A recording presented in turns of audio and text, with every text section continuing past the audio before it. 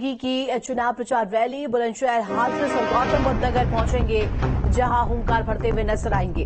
3 जिलों के दौरे पर मुख्यमंत्री योगी आदित्यनाथ पहुंचेंगे बुलंदशहर, हाथरस और गौतम बुद्ध नगर, जहां हुंकार भरते हुए नजर आएंगे। बुलंदशहर, हाथरस, नोएडा में प्रबुद्ध वर्ग के सम्मेलन में भी शामिल होंगे। खबर पर जानकारी के लिए संवाददाता शुभम हमारे साथ लाइव जुड़ गए। शुभम, 3 जिलों का दौरा मुख्यमंत्री योगी आदित्यनाथ का चुनावी प्रचार रैली यहां पर करते हुए नजर आएंगे और साथ ही साथ जिस तरीके से टारगेट था कि हर एक दिन 3 जिलों पहुंचकर कहीं ना कहीं प्रबुद्ध सम्मेलन में शिरकत करेंगे मुख्यमंत्री, इसका कहीं ना कहीं रिजल्ट देखने को मिल रहा है। आज भी बुलंदशहर, हाथरस और गौतम बुद्ध नगर पहुंचेंगे।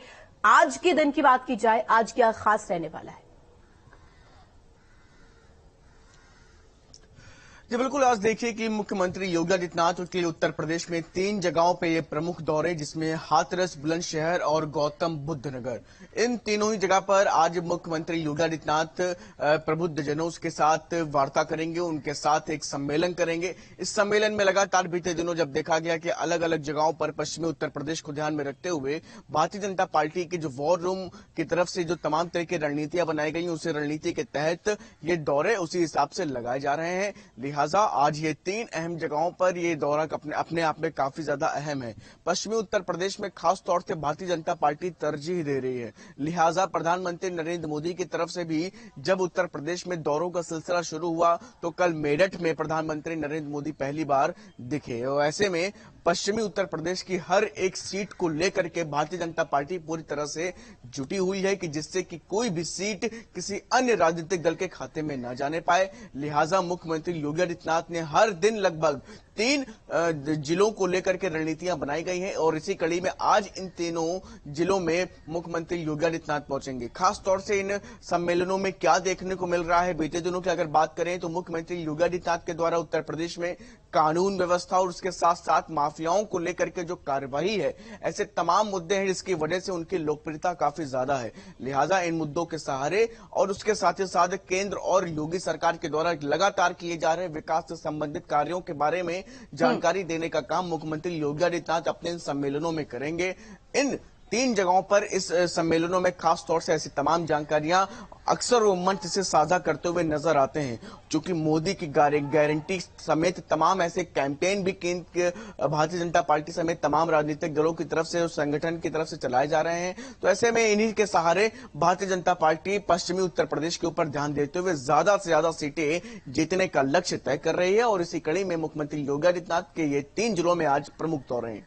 बिल्कुल शुभम, मेरठ से चुनावी शंखनाद भी कल प्रधानमंत्री ने कर दिया था। वहां पर सीधे तौर पर विपक्ष पर तंज कसते हुए वो नजर आए थे। लेकिन अगर आज बात की जाए गौतम बुद्ध नगर सीट, बुलंदशहर सीट, इन दोनों ही सीट्स पर दूसरे चरण में मतदान होने हैं, तो ऐसे में अगर देखा जाए समीकरण क्या कहते हैं? देखिए, जब मुख्यमंत्री पहुंचेंगे इससे कहीं ना कहीं सीधा फायदा बीजेपी को तो होगा ही होगा, लेकिन इसके साथ साथ जो समीकरण साधने का प्रयास लगातार पश्चिमी यूपी में बीजेपी की तरफ से रहा है, उसको भी धार मिलेगी।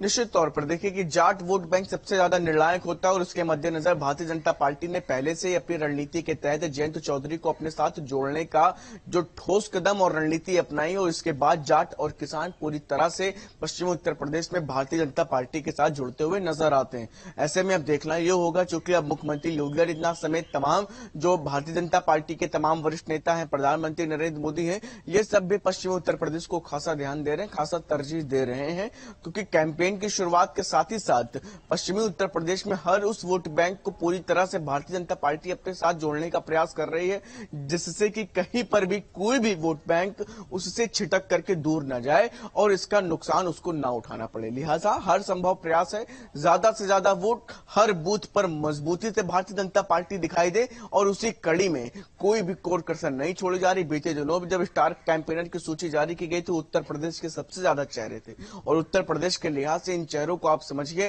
कि हर एक बिल्कुल शुभम, और ऐसे में अब आरएलडी, जयंत चौधरी दोनों ही अब एनडीए के साथ है। देखने वाली बात होगी जिस तरीके से तमाम पटलों पर जयंत चौधरी भी कहते हुए नजर आते हैं, कहीं न कहीं जो भारत रत्न का अवार्ड भी दिया गया है। ऐसे में क्या फायदा इसे बीजेपी को मिलता है?